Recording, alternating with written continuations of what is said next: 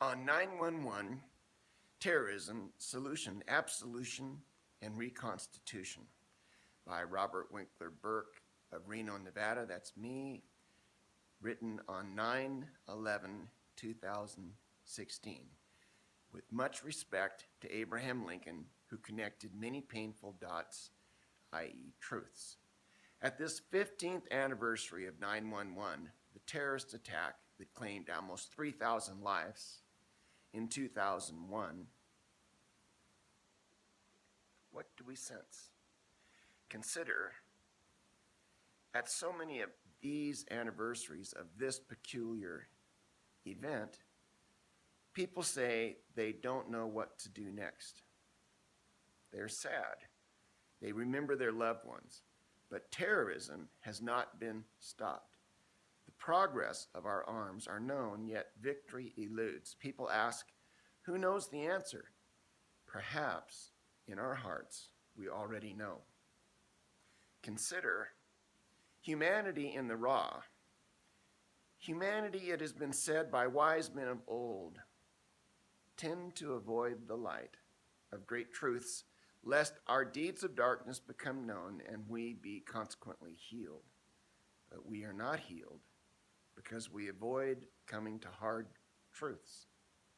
Much is amiss, we need healing, so be warned, truth's revelation pains us. Great now are the things amiss, and we can deny it no longer. Our economy stumbles and doesn't grow like it used to or like we know it should. We should be enjoying lower costs for everything, as it is the natural benefit of stunningly excellent technological advancements. But somehow, the boons of deflation and economic growth have been thwarted. Who thwarted them? And a tribal enemy hates us for who we are and what we have become. Our media lie nonstop, and so are leaders. To broadly state Scripture, look at our nation and watch and be utterly amazed. I tell you, we know something that we would not believe even if it were told us. What describes the philosophic nature of New York City right now? It is the epicenter of progressivism, and this progressivism is broadcast throughout the world unquestioned. But what is progressivism? It is based on the Hegel lie and Rube Maker saying, no proposition can be proved true. And the lie tyrants love to tell, morals are relative. Its leaders are judges in their own cases, whereas we, the people, never can be the judge in our own case. It is tyranny, it is slavery. It is making everybody pay for everything. Strangely, enslaving, it's everybody wringing their bread from the sweat of every other person's face. But judge not, lest we be judged. In essence, progressivism is an advanced form of slavery such that you could rightly call it progressive control slavery. This modern slavery believes the world contains one other type of philosophic slavery, tribal control slavery.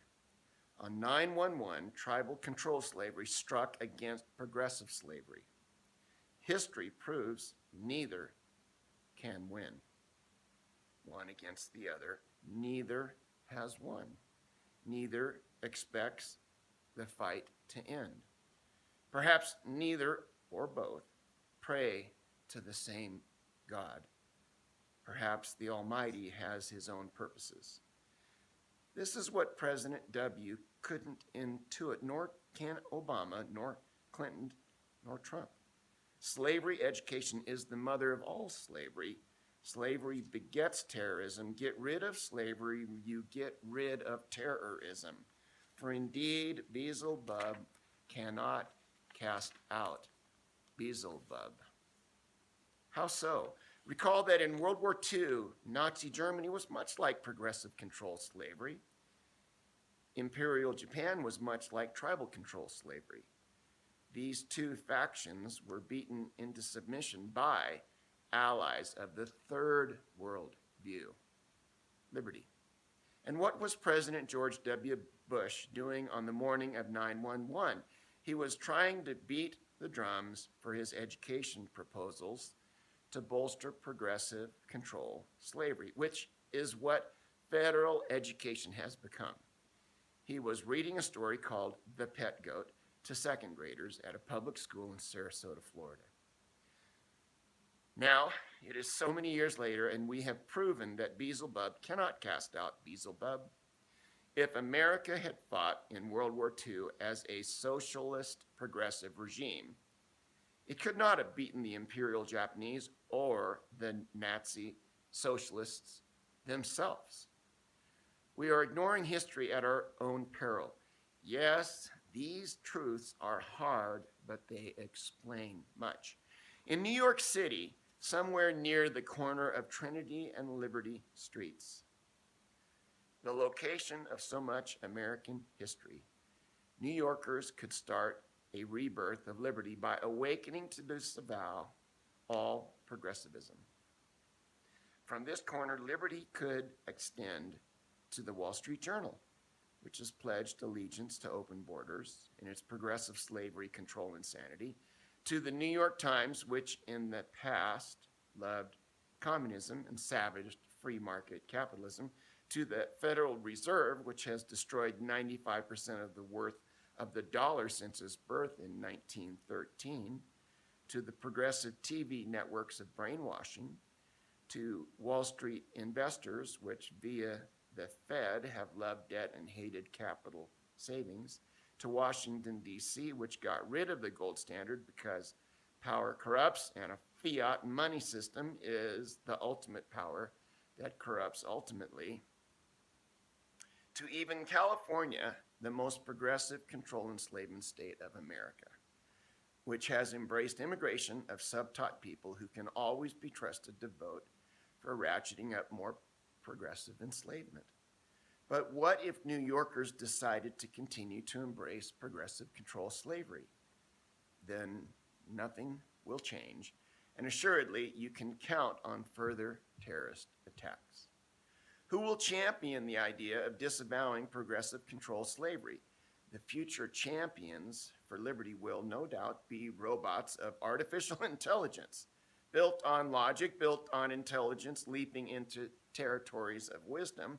Robots will eventually intuit and conclude in unity that American leaders must totally disavow progressive control slavery and allege to liberty. Intelligence understands the only way to beat terrorism and the way to survive the future and flourish is to stop slavery of the progressive control kind. Will robots shame us into doing right?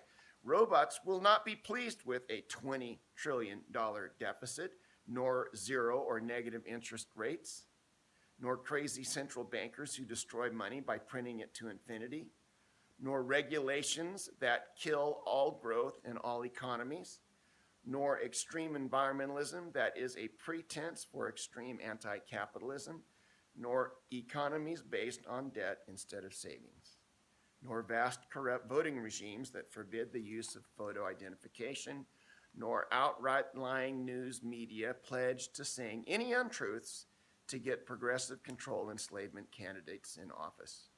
Robots will have none of this. New Yorkers' hearts must change to disavow progressive control slavery and instead enthusiastically support allegiance to liberty. The rest of the nation will follow. New Yorkers must free themselves so that they survive and the world survives. New Yorkers must stop enslaving themselves and everybody else.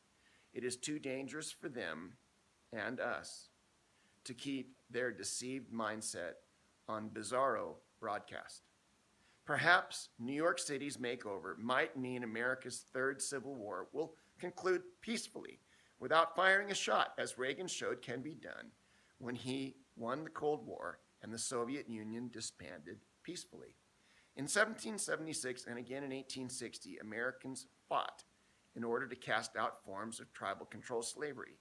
At this present hour, progressive control slavery is our challenge. Liberty is the answer.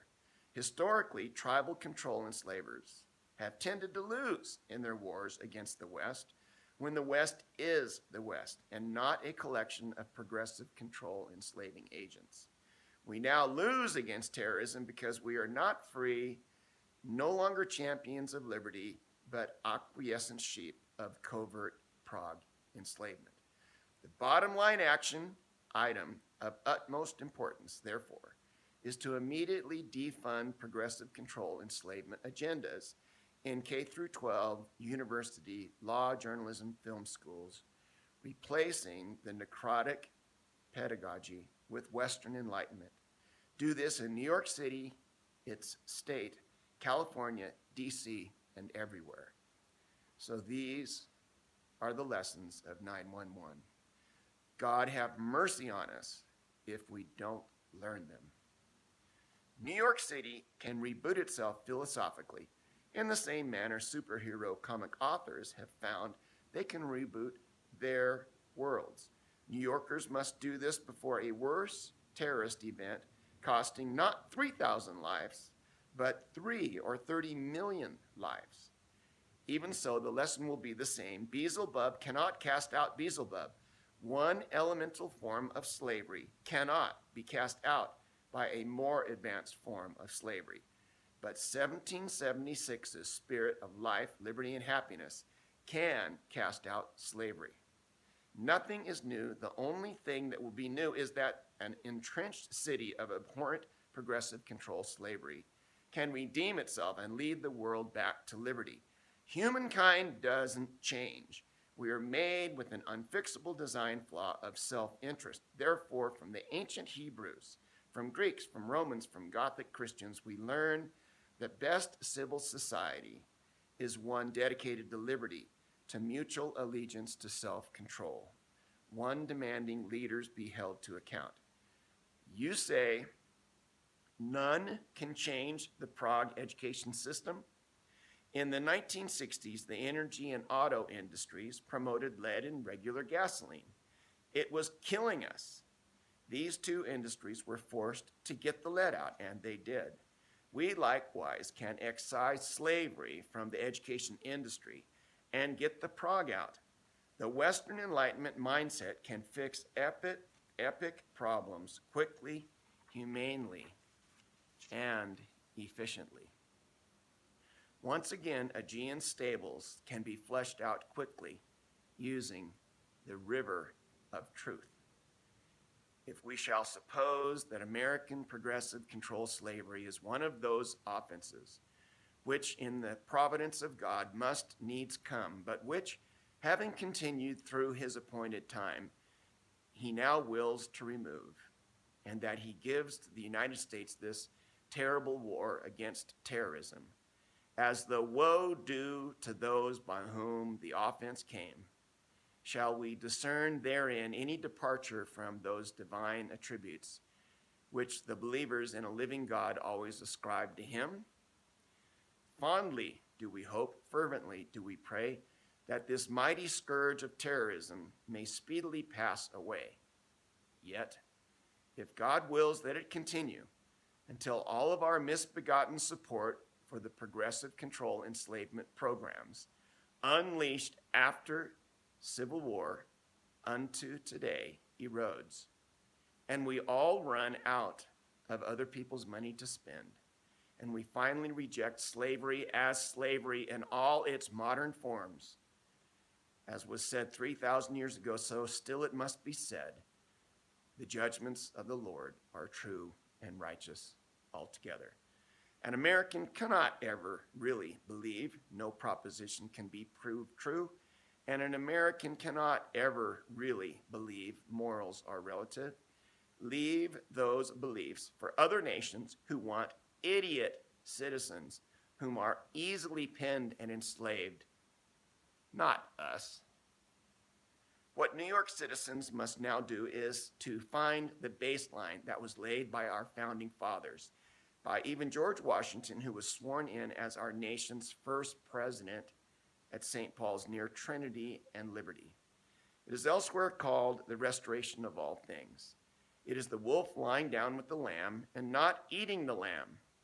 Our founders were a genius crowd. They chose not to make themselves eternal progressive control enslavers, as have done so many Davis jet set elite family members in hubristic error. Americans are too great a people for that. Life is too short to be under their elite, woeful, ignorant, do as I say, not as I do offense. What better place than New York to officially and grandly disavow the lunatic Prague madness of Keynesian finance, bubble economy, endless debt, inflation, and upside-down world money printing via qualitative easing of all character. Indeed, New York City is ripe for change in finance. Try Austrian ideas, return man's natural ameliorative industry unto itself. When Prague Keynes is out, liberty can be restored. In dismissing all progressivism, we can say in light, seeking truth and spirit, I pledge allegiance to the flag of the United States of America and to the republic for which it stands, one nation under God, indivisible, with liberty and justice for all. Now we know how this war will be won. And we have already been told how we are to be at its end.